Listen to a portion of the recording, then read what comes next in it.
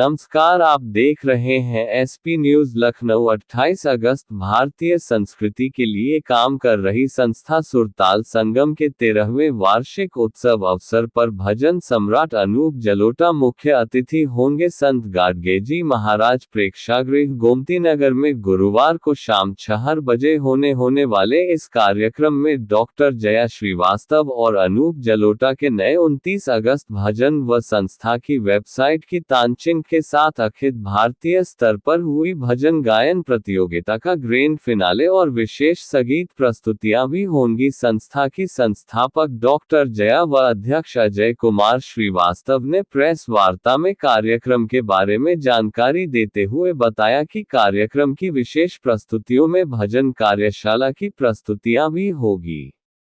संस्था अपनी स्थापना से ही अपनी संगीत संस्कृति और संस्कारों के आयोजन कराती आ रही है। भजन प्रतियोगिता भी उसी का एक हिस्सा है। प्रतियोगिता में देश भर से बड़ी संख्या में प्रतिभाग कर हमारा उत्साह बढ़ाया है। आगे भी ऐसे आयोजन होते रहेंगे। इस मौके पर संस्था की वेबसाइट और संस्था गीत की लॉन्चिंग भी होगी। इस मौके पर भजन कार्यशाला के यश भारती सम्मानित निर्देशक संगीतकार केवल कुमार जी ने भी अपनी बात रखी।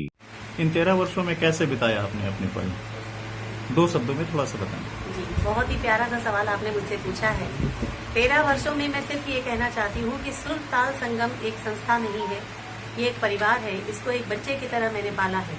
13 वर्षों तक बच्चे के हर कार्यकलाप को आप देखते हैं, उसको समय समय पर आप पोषण देते हैं, उसको संस्कार देते हैं, उसको हर तरीके की खुशियां देने की कोशिश करते हुए हर कष्ट से उसको दूर रखना चाहते हैं। एक माँ जैसे पोषित करती है, वैसे सुरताल संगम को मैंने 13 वर्षों तक पाली पोषित किया है। ज्यादातर जब बच्चा बड़ा होता है तो सबसे पहले गार्जियन ये कहता है मेरा बच्चा पढ़ा लिख करके बड़ा हो जाए। संगीत के प्रति ज्यादातर लोगों का रुझान नहीं रहता है, ऐसे में क्या कहना चाहेंगे? ऐसे में मैं ये कहना चाहती हूँ कि जो भी लोग ऐसी सोच रखते हैं कि संगीत सिर्फ टाइम पास करना चाहिए, संगीत में जाकर क्या मिलेगा, मैं एक बात कहना चाहती हूँ, संगीत हमेशा से बहुत समृद्ध रहा है। इसकी समृद्धि, इसकी संपन्नता को समझने की जरूरत है। संगीत को हल्केपन से सिर्फ सुन लेना, संगीत को हल्केपन से सिर्फ एंजॉय कर लेना, ये संगीत नहीं है। और स्पेशली अगर मैं भारतीय संगीत की बात करूँ, ये एक विधिवत साधना है, ये गुरुमुखी विद्या है, ये ऐसी तपस्या है जिसमें जो लग जाता है उसको निश्चित ईश्वर की प्राप्ति होनी ही होती है, उस पर ईश्वर की कृपा होनी ही होती है। और हमारे भजन सम्राट पद्मश्री अनूप जलोटा जी इसका बहुत ही ज्वलंत उदाहरण पूरे विश्व के सामने है। बहुत अच्छा नाम आपने लिया श्री अनूप जलोटा जी का। मैं ये पूछना चाहूंगा, इन 13 वर्षों में कौन कौन से ऐसे कार्य आपके संस्था ने किए जो पूरे यूपी को लेकर के हैं? कुछ मुख्य कार्य ऐसे। जी, हमारी संस्था के नाम के साथ आप एक टैगलाइन कई बार देख चुके हैं, internationally famed cultural and social organisation. इसका मतलब है कि अंतर्राष्ट्रीय स्तर पर अब हम ख्याति प्राप्त कर रहे हैं। ऐसी ये सामाजिक और सांस्कृतिक संस्था है।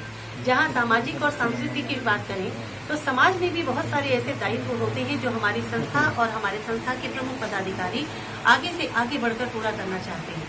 हमारा कोई भी कार्यक्रम, हमारा कोई भी कार्य, कोई भी चीज बिना संगीत के नहीं होती। हमारी संस्था एक से एक बढ़कर कलाकारों से बनी हुई है।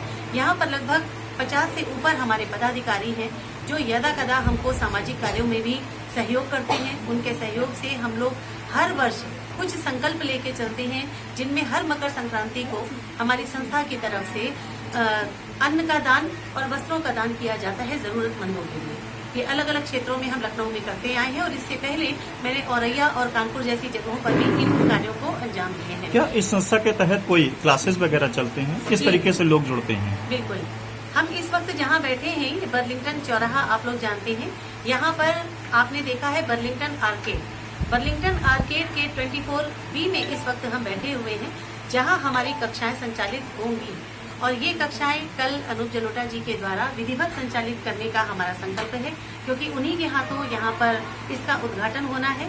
और इससे पहले सुशांत गोल्ड सिटी में 3 सालों तक, यानी कोविड समय के 3 सालों पहले तक हमने सुशांत गोल्ड सिटी में बहुत अच्छी कक्षाओं का संचालन किया, जहाँ पर गायन, वादन और नृत्य तीनों ही विधाओं को संस्कारों के साथ अपने स्टूडेंट्स को सिखाने का पूरा बीड़ा हमने उठाया। ज्यादातर अभिभावकों की कौन सी ऐसी रुचि रही है जिसमें अभ्यर्थियों को भी और अभिभावकों को भी ज्यादा रुचि रही है?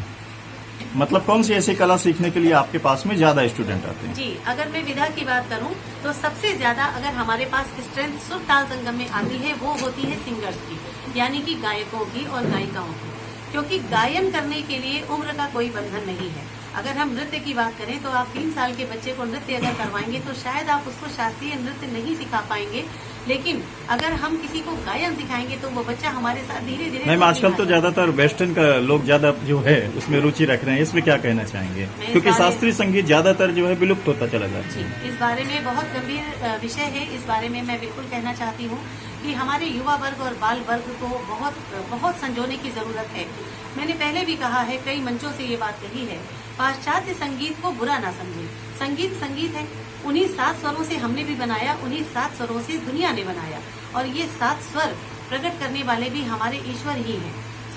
अपनी संस्था की तरफ से 2 शब्द कुछ अभिभावकों को कहना चाहेंगे? बिल्कुल, अभिभावकों से एक ही निवेदन रहेगा कि अपने बच्चों को संगीत से जोड़कर रखें, क्योंकि कोविड काल हमको ये बता गया है कि दुनिया में कुछ भी स्थायी नहीं है। कोई भी चीज हमको अंदर से मजबूत अगर करेगी तो वो हमारा संगीत, हमारा आध्यात्म, हमारा योग ही हो सकता है। जैसे आपकी एकेडमी कल से चालू होगी तो बच्चों की कोई फीस वगैरह या कोई फॉर्म वगैरह ऐसा?